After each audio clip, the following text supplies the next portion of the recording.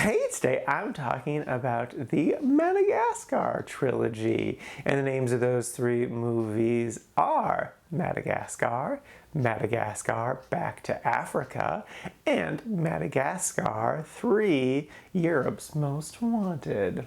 First up is Madagascar. This is a 2005 film starring Ben Stiller doing his best Owen Wilson impression. That was rather distracting. I don't know why he made that choice. Just hire your best friend. It's fine. The basic premise is Chris Rock, the zebra, longs for the adventure of the wild. And through a convoluted means, him and his buddies end up on the island of Madagascar. And even though things seem great, maybe they don't know enough about each other's natural instincts for things to play out the best. AKA lions eat stuff. And yeah, it's fine. I liked it. I think the premise is alright. It's a very simple premise, like the stated goal of, longing for something that you don't have and it not playing out exactly how you think it would. And like, does life have more meaning than what you experience in a day-to-day basis? I can understand that for sure. I will say this is definitely a very New York City movie. Like, there's so many hard references to other New York movies and things from around the city. So that was kind of fun. I did like that humans more or less reacted to the animal shenanigans relatively realistically. Like when they go on their adventure in the city, everyone just freaks out all the time. And it's like, yeah, that's about how people would react. There was some silliness with the old lady, but like, for the most part, yeah.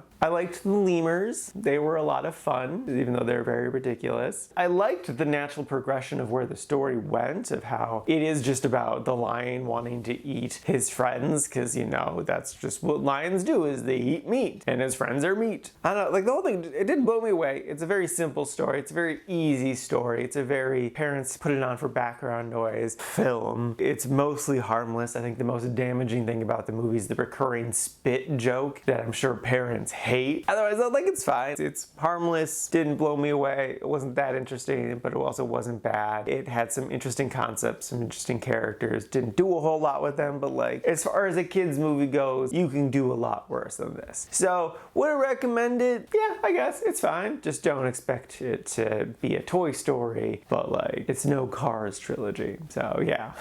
Next up is Madagascar Back to Africa. Hot damn was I surprised about this movie. Like, it starts off so strong because the opening scene is the lion as a little cub in Africa. And it's this incredibly emotional scene about Alex likes dancing. And it's a metaphor for being gay because his dad, wants to butch him up. But then this other male lion criticizes Alex and the dad stands up for him being like, no, he is who he is. It's fine to be who you are. Like, that's brilliant. And then just like the whole tragedy of Alex getting kidnapped by poachers and then like his whole perilous journey and just like the heartbreak of that whole thing, it perfectly set up the emotions for the movie. And the real good, strong emotions of losing a child, of losing your family, but also then like finding your home and it's such an unexpected place that's so beautiful. And then like the emotional journey of the movie is just by happenstance stumbling across his childhood home and reconnecting with these people he didn't even remember, and just like how beautiful that is. Like, that's so amazing. I love that a lot. And then too, speaking more broadly, the animation definitely improved a lot between the two films. And then I would also say the jokes landed a lot better for me this time around. In particular, I loved everything with the plane. The plane jokes were all great, and that the whole hula dancer thing with the one penguin was a solid joke. Didn't care for the whole zebra storyline though, so that was kind of whatever. To go back to emotions though, I definitely got emotional when Alex met his parents again. That was just so beautiful. And then like the human storyline was really silly in this, but it worked for me because it felt distinctly different from the animal stuff. And it felt so unrelated that when it did finally come back and merge together, I was very surprised by it, but it was also satisfying. That like, oh, this wasn't just a recurring throwaway joke. This actually meant something. It just tied together really, really well. So yeah. There were a lot of stories in this one too, but it never got confusing or overwhelming. I love that they gave something for everyone to do. They each had their own little story. Even if not all the stories were the best, they were still interesting and it felt like there was a lot going on in a good way. So yeah, no, I enjoyed this movie a ton and would totally recommend it. Honestly, you could probably just watch this one. You don't really need the first one as long as you understand the concept of what happened in the first one. But yeah, no, this is definitely by far my favorite of the trilogy. They really nailed the emotions, they really nailed the story, they nailed the jokes. It's just a delightful film that I would wholeheartedly recommend.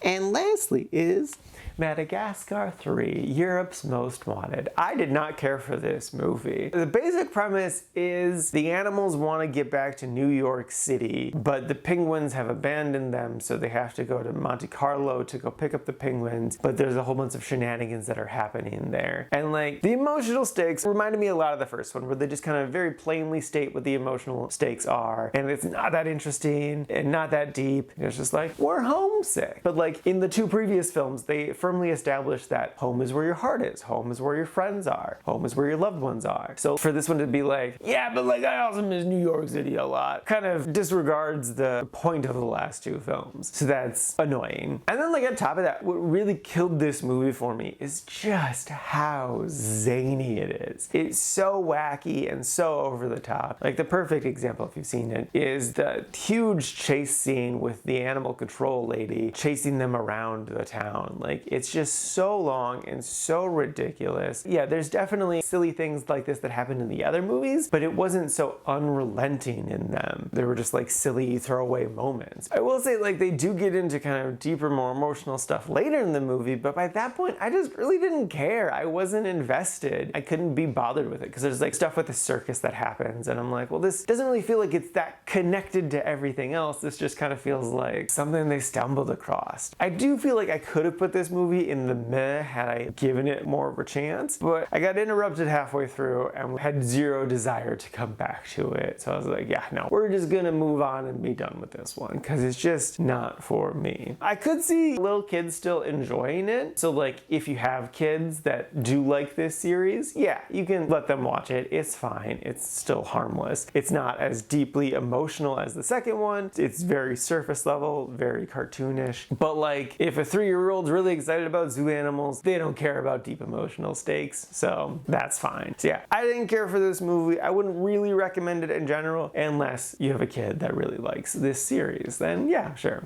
it's fine. Alrighty, now for today's rankings, first up we got Madagascar sitting at number 71 in the liked category, and then after that is Madagascar Back to Africa sitting at number 40 in the quite like section, pretty close to the top, and then bringing up the rear rightfully so is Madagascar 3, Europe's Most Wanted, sitting at number 95 in the didn't like section. And this is out of a total of 102 old movies so far this year.